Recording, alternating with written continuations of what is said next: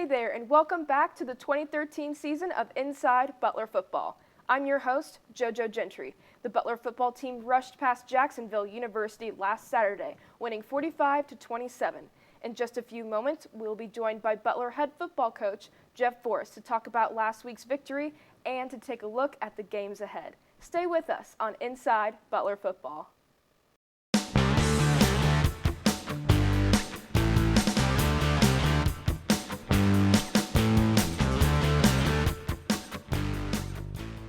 Coach, big win for the Dogs this weekend. It was the first time the Butler football team has won a game in the state of Florida, and it was also the first time a Butler team has beaten Jacksonville in consecutive years. How important is it to get the team's first PFL win on the road in a place where Butler has struggled winning? There's a hard time winning. Yeah, well, I mean, it's hard to win on the road in this league no matter where you go play. I mean, travel's hard, and the biggest thing, it doesn't matter who you're playing, everyone wants to get off to a good start. So that being said, we knew we were on the road, and we knew it was the opener. The nice thing is our preparation was great. There was a focus about what we were doing last week in practice, and our preparation led to our performance on Saturday. And the offense rushed the ball extremely well for 402 yards, just falling short of a school record by 2 yards. Coming off last week when senior quarterback Matt Lancaster set a school record for passing attempts, did you expect these kinds of record-breaking performances coming into the season? Well, I mean, we knew we had good players. We had a lot of guys back from a good team, so we knew we had the opportunity to be good. It was whether we were going to put the work and preparation in to make that happen. We're going to always try to take what the defense gives us. We feel like we can throw it. We feel like we can run it. Each week we got to do a good job kind of adjusting to the plan as you get into a game and go the direction it takes you. And senior running back Trey Heater was named PFL Offensive Player of the Week with 222 yards rushing on 34 attempts. So that's about 6.5 yards per carry. It's obvious to see his impact on the field on game day.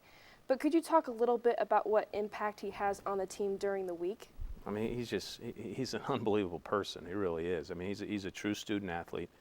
He's a great student. He's here for the right reasons. He has a personality that works its way through the locker room. I mean, you know when he's around. I mean, he is constantly communicating and talking, and he loves life and is just, I mean, all the intangible things you want in a leader. He brings to the table, and he's just fun. Period. He's a fun guy. So the defense was able to create 6 turnovers in the game. How impactful are these takeaways on the field? I mean, it's huge. It's the whole thing. It's hard to march the ball and score. When you're on a long field. And I think we had 6 or 7 touchdowns Saturday. 5 or 6 of them were a direct correlation to a turnover or a special teams play that helped shorten the field. So had a dramatic impact on the game, and that's what we talk about with our guys all the time, is you win football games by units complementing each other, and the defense getting those takeaways, or some of them, on special teams, providing short field for the offense to make their job a little bit easier. And the Butler defense gave up 509 passing yards, but was able to hold the Jacksonville defense to only 27 points. And the Dolphins also were scoreless in the fourth quarter. How does this speak to the bend without breaking the mentality of the defense? I mean, we've been getting better and better on defense. Every week we play a little bit better, and the key points in games are those third downs, and when they get down in the red zone. We forced some field goals in the red zone. We got off the field on defense on the third down situations. Really well because we played better on first down and got them in some long yardage situations. So the defense played really well. Now, all 3 units, we got things we still got to get corrected and move forward. But each week we're playing a little bit better. So, Coach, let's take a look at a few highlights. Sure. Our first highlight is a strip sack by true freshman Josh Willis. How important was this in the whole scope of the game? Well, I mean, it's critical because they're getting ready to enter the red zone and are moving the ball again. I mean, Josh is a great effort play, and that's how you coach it right there. That's just getting to the football and knocking it loose and, stop their scoring opportunity and create an opportunity for us to move the ball. And the next highlight is an interception by Jim Schwabe, which led to a Butler touchdown. This was a great effort from him, considering that he falls down on the play. Well, no, Jimmy did a great job. Here, it's amazing when you play with great effort and you're in the right place. It's a lot easier to make plays. I mean, Jimmy's flying around and doing a great job for us on defense, and here he's in the right place and the ball gets tipped and he ends up making the play off the deflection because he's playing hard and in the right place at the right time. And here is a touchdown pass to senior wide receiver Brendan Shannon, coming out of the half to take the lead. He takes a wicked hit to the head toward the back of the end zone, but is still able to hold on to the ball. How important is it for the team to come out of the half and get points? And how is Shannon doing? The big thing in the first half was we moved the ball and didn't score a whole lot, so we were confident what we were doing, that the plan was good. And that first drive of the second half, regained the lead at 14-13, which was huge for us because it's all a momentum game. And that part, being able to start fast and drive the football, gave all three units a little boost there going into it. And then Matt and Brendan just played together so long that's just a field throw right there, a timing throw. And last but not least, here's a touchdown run by Trey Heater, allowing Butler to set up a comfortable lead. How crucial was this touchdown considering the Dogs scored 17 points in the fourth quarter? Yeah, I mean, against Jacksonville, there's really no comfortable leads. I mean, so you want to keep the pedal down and keep scoring. I mean, offensive line, does a great job there and did a great job all day. You don't rush for 400 yards without the offensive line doing a great job. But this is one of the things that we talked about, leading up to the game and at the game, is you had to play 60 minutes. A scoreboard should never dictate how you play. And whether we were up 11 at this point or now make it 18, that wasn't the issue right there. The issue right now is playing best effort and continue to play with great enthusiasm and passion for the entire game. Well, Coach, thank you for your input. No problem. Welcome back to Get to Know Your Bulldogs section of the show. We bring in upperclassmen members of the football team to talk about their time within the program. This week we have senior tight end Dylan Johnson. Thank you so much for being here. Thanks for having me. I appreciate it. So Dylan, you're from Bloomington, Illinois. Tell us a little bit about your background growing up. Like you said, I'm from Bloomington, Illinois, which is about 2.5 hours west of here, down I-74. And, growing up, just played a lot of football, started playing in the third grade, and been hooked on it ever since, and ended up coming to Butler. So. And you attended Central Catholic High School. What were your academic and athletic experiences like there? Pretty strong. I had a great high school experience, strong Catholic community, and as well as success on the football field. My team went to the state championship and lost my junior year, and then ended up going back my senior year and won it. So it was a good experience, both athletically and academically. And when did you start playing football? I started way back in the third grade, playing for a Pee Wee team in my hometown, the Bloomington Knockers, and played there up through 8th grade, and then continued in high school, and obviously I'm still here today. So. And coming out of high school, what were your top college choices? Well, Butler was definitely on my radar. One of my coaches had a nephew that actually played here, so that was intriguing to me. Looked at a couple other Pioneer teams, but Butler really stood out. And then I also had some Division III interest, but yeah, I really like Butler a lot. So. And how did Butler stand out compared to all the other schools you looked at? I think it was just the environment when you came on campus. It's kind of one of those things that when you get there, you know, and it just felt like it was right for me when I came and checked it out. So. And when you came on your first official visit to Butler, what made you want to become a member of the football team?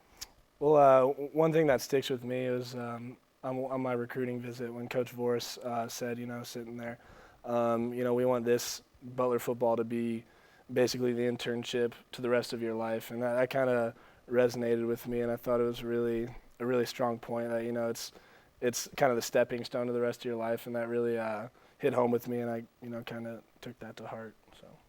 And what has been your most memorable moment of your career? Gosh, there's been so many fun moments we've had, awesome moments. But obviously, you have to look back to last year, winning the PFL championship. on that last offensive series to beat Jacksonville to get a share of the title. That was a special series. It was a great moment in our team, and obviously I hope to build on that and hope to make some more memories with it. And what are some things you'll take away from the program after you graduate? I'll definitely take away all the meaningful relationships I've built. I have a lot of friends for life now, but also the lessons we learn. I mean, it's so cliche, but really, grinding through it in the off season, the weight room, just struggling through two-a-days, teaches you a lot about hard work, and that's great to to transition into a professional field or into the rest of my life. So. And how would you describe the time you spent as a member of the football program? I would say it was very meaningful, is how I would describe it. It's just something that I'm going to cherish for the rest of my life. Look back on it and hopefully be one of the proudest times of my life, and I'm thankful for that. So. And as you exit the Butler football program, what advice would you give to underclassmen and incoming recruits? The biggest thing I would say is stick with it. There's going to be ups and downs, and again, that sounds cliche as well. But I didn't even get on the field till my redshirt junior year, and it's hard waiting that long to get on the field. But if you just keep sticking it out and keep working, it's going to pay off, and you're gonna have a great opportunity to do some special things, and it's always going to be worth it. It's the moral of the story, I guess. Well, Dylan, thank you so much for coming in the studio today. Thank you, I appreciate it. Next up, the Stetson game preview.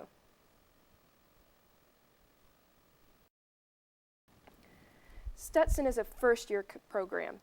Coming off a big loss from PFL's foe, San Diego, what do you expect from the Hatters in their first game in the Midwest? Well, I mean, they're going to be ready to play. There's no question about that. They're well coached. Like you said, they're young and learning, but last week, probably provided a lot of motivation to get us ready, get them ready this week. I mean, schematically, they do things that we don't see, week in and week out. So our preparation's critical, and we just got to take care of our business and come ready to play, and we should be okay. And being a first-year team, the majority of their roster are freshmen. Have any individual players stood out to you on tape? Well, I think across the board they got really good players. Now, the biggest thing is they're still trying to learn who each other are, trying to learn scheme and those type of things. But you watch them on tape; they'll fly around, they'll play with great passion. They do all the things we talk to our guys about, and they're really good athletes at a lot of different positions. So. It's going to be a test for us, no question, because of their enthusiasm to play and because of their schemes that they bring up, and they're extremely well coached. I mean, they do a great job getting them in the right position and adjusting throughout the game. So this will be a challenge, and one that we better spend some time preparing for. And this can be a trap game, meaning coming off a strong victory, teams tend to look past the next opponent if they seem to be less experienced. How does Butler avoid this and continue to keep rolling in conference? Well, I mean, you gotta go back to work. I mean, the true champions, the teams that are really, really good, it's not the opponent. It's a nameless, faceless opponent. There's a process and a way you prepare each week that doesn't matter who you're playing. And the really good teams understand that and go about their business the same way. And not only go about their business the same way, but do it a little better the next time.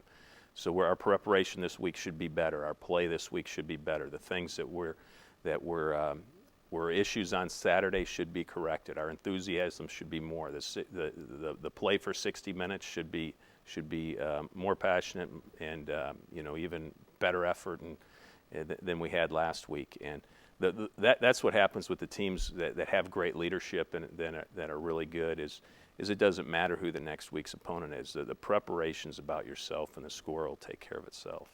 Well, Coach Vorst, thank you so much for coming into the studio today. No, it was great being here. Thank you. And thank you for watching Inside Butler Football. I'm JoJo Gentry. Have a great week, Bulldog fans.